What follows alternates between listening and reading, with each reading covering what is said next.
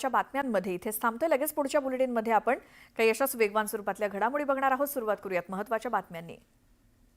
महत्त्वाच्या बातम्या. प्रायोजक पुष्कराज रागी डिलाइट्स, महाराष्ट्राचं लाडकं आणि नंबर 1 नाचणी सत्व. मी रमी खेळतच नव्हतो. मोबाईलवर आलेली लिंक स्किप करत असताना तो व्हिडिओ व्हायरल करून बदनामीचा डाव. कृषीमंत्री कोकाटेंचा व्हायरल व्हिडिओवर स्पष्टीकरण.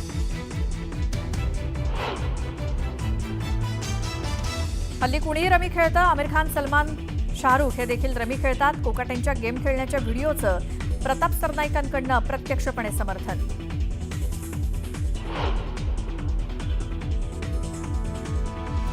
वैर माझ्याशी होतं तर बीडची बदनामी का केली? तब्बल 200 दिवसांनंतर बीडमधील घडामोडींवर धनंजय मुंडेंचं विरोधकांना उत्तर. तर खास शायरीतून धनंजय मुंडेंनी डिवचलं.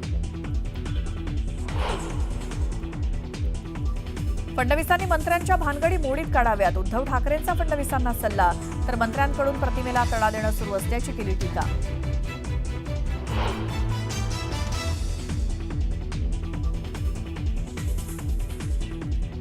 शिवसेना उबाटाचे 8 ते 10 आमदार आमच्या संपर्कात. योग्यवेळी शिवसेनेत प्रवेश करतील.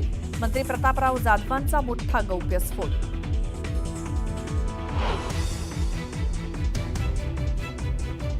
धाराशिवमध्ये शिवसैनिकांनीच पालकमंत्री प्रताप सरनाईकांचे बॅनर फाडले. नेत्यांच्या मुलांचे बॅनरवर फोटो नसल्यामुळे बॅनर फाडल्याची माहिती. पोलिसांकडून शोध सुरू.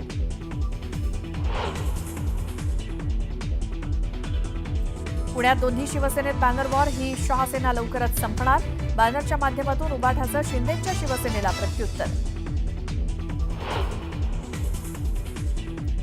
राजस्थानमध्ये पावसाचा हाहाकार. अजमेर आणि जोधपूरमध्ये मुसळधार पावसामुळे जनजीवन विस्कळीत. अनेक घरात पावसाचं पाणी शिरल्यानं स्थानिकांचे मोठे हाल.